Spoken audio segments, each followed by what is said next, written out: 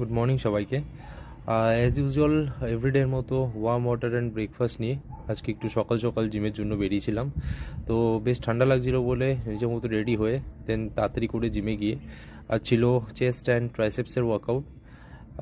কিছু warm up start করে দেন আমি আমার নিজের ওয়ার্কআউট স্টার্ট করি। পেক ডেক ফ্লাই চেষ্টা করেছিলাম 3 সেটস আনটিল ফেলিয়ার যাওয়ার। দেন নেক্সট এক্সারসাইজ ছিল আমার ক্রস কেবল।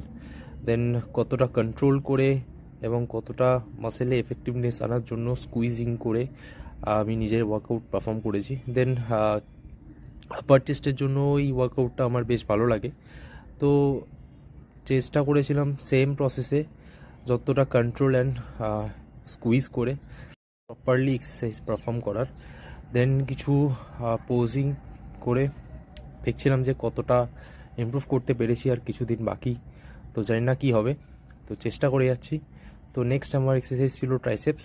তো rope push down same 3 sets until failure and cable extension perform করে সেমভাবে 3 সেটস আনটিল ফেলিয়ার আমি নিজের এক্সারসাইজ শেষ করেছিলাম।